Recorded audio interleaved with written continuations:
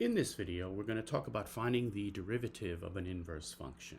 And if you look in a standard calculus textbook or you Google this topic, you're going to come across various formulas such as the ones listed here.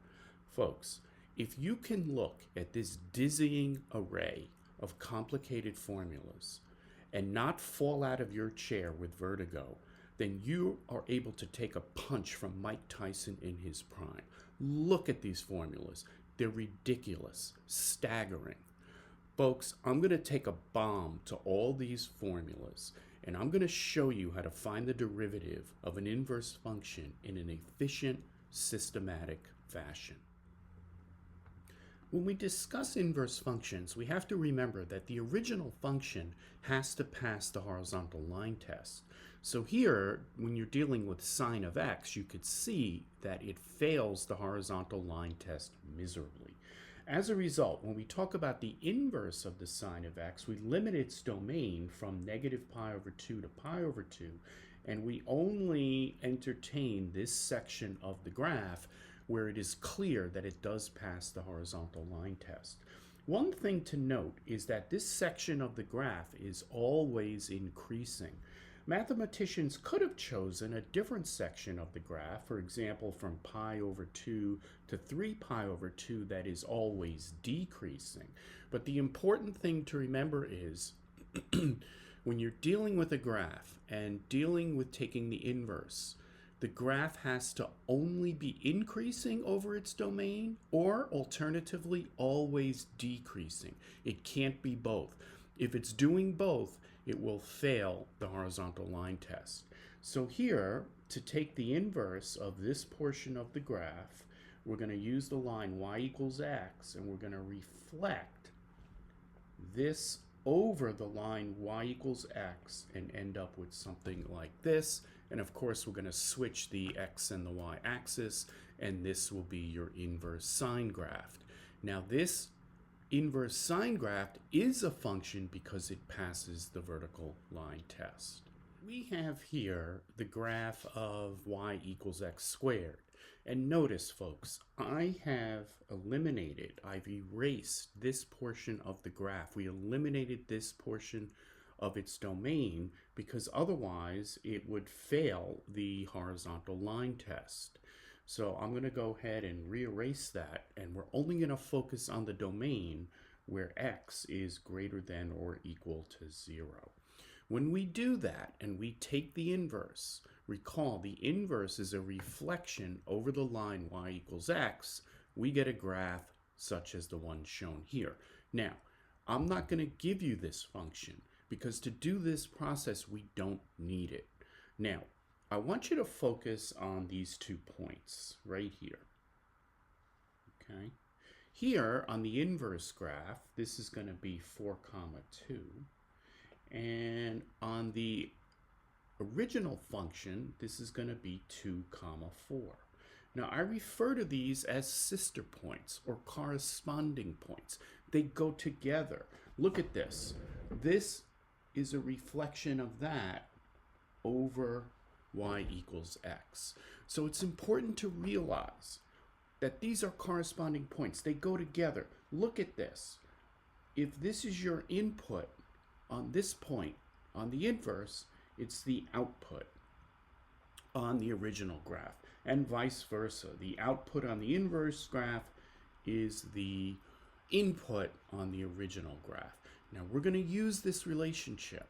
We're going to use the fact that these are corresponding points to find the derivative of the inverse. Now, one other thing I want you to notice, very, very important, is look at the slopes at the sister points, the corresponding points. Okay, if we look at this slope right here, okay, right there, and we look at this slope right here, same point but on the inverse function. Look at what we notice. The slope here on the original function when x equals 2 is going to be 4. How do we know that? We could take the derivative. The derivative of x squared is 2x, and we take the derivative at x equals 2, we get a slope of 4. Folks, it turns out that the slope at the inverse function at the sister point is the reciprocal of that, 1/4. So as we'll see, these problems want you to find this slope. They want you to find the slope, the derivative on the inverse function. The way we're going to do this is we're going to find the slope on the regular function. It's easier to do that, as you'll see in a minute. And then to give them their answer, we're going to take the reciprocal. That's the game plan. Find the slope of the original function, and then take the reciprocal, and that will be the slope. That will be the derivative at the point that they want on the inverse function. Folks, let's do that same problem, but with no graphs. This is how it's going to be presented to you on your homework or on a quiz. They're going to give us the original function, f of x equals x squared. We're going to restrict the domain where x is positive only, otherwise this will fail the horizontal line test, and since we're dealing with inverses, we have to restrict the domain here. Okay, they're going to ask us to find the derivative of the inverse function at a point A when A equals 4. Okay, so here's what we got. We have an original function, and we have the inverse. Okay. Now, here's what they've given us. They've given us, by the way, I like to use x equals 4. They use a comma b. I like x and y. It's easier for me. Okay, so here's what they've given us. Given us the original function, and they've given us the point where they want the slope, they want the derivative on the inverse function. Okay, they want it at x equals 4. Now, they've given us more than that. Not only have, by telling us where they want the derivative here on the inverse, they've told us what the y value is on the sister point. These are sister points. The x and the y are going to be flipped. Now, why is that important? Why is it crucial to get the y value on the original function? Here's why. If this is our original function, f of x equals x squared, I'm going to rewrite that as y equals x squared. They've given us the y value.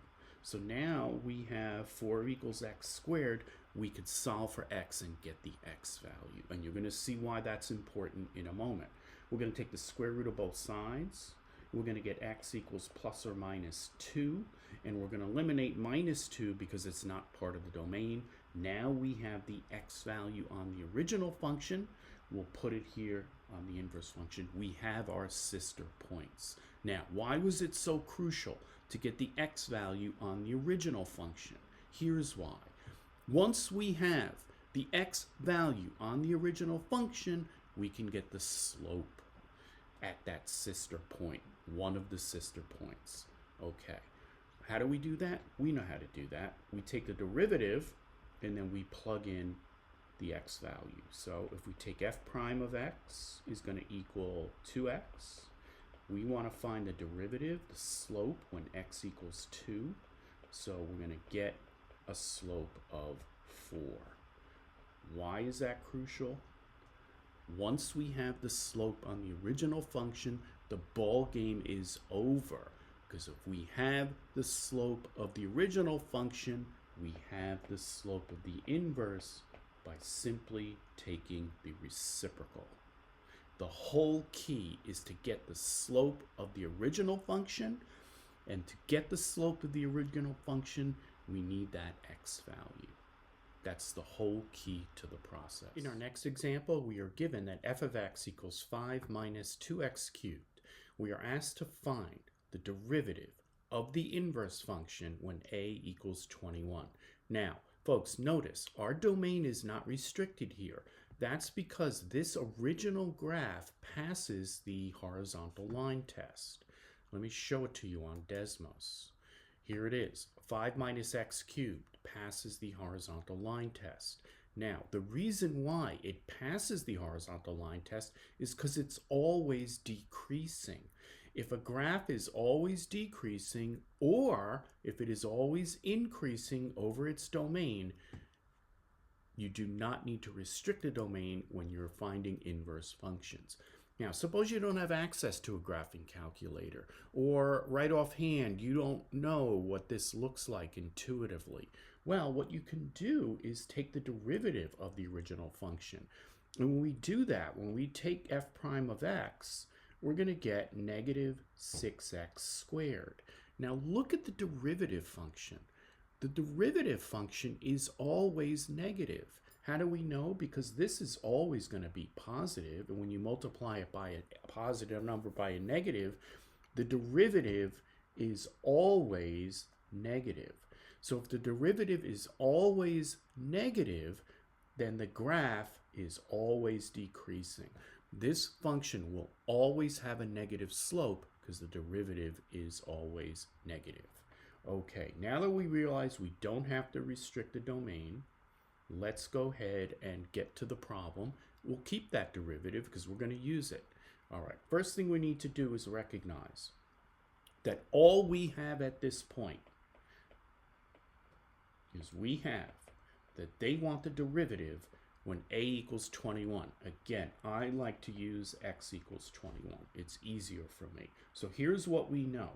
They want the derivative on the inverse function. They want the slope of the inverse function when the x value is 21. But the fact that they gave us this x value, what did they give us? They gave us the y value on the original function. All right, they are sister points. They're corresponding points. Now, they gave us the x value. We use that as the y value on the original function. Why is that important? Because we're trying to get the slope of the original function. To get the slope of the original function, we need the x value to plug into f prime. How do we get that? If we know the y value and we know the function, we can get the x value that corresponds here. So here we go. We're going to change it to y equals, dealing with the original function. That's the original function, y equals 5 minus 2x cubed. We have the y value. 21 equals 5 minus 2x cubed. Okay, we're going to get negative 2x cubed equals 16. X cubed equals negative 8. X equals negative 2. That's the x value. Now that we have the x value on the original function, we could put it here at the sister point. Now that we have the x value at the original function, we can now find the slope of the original function at x equals negative 2. How do we do that? We use the derivative.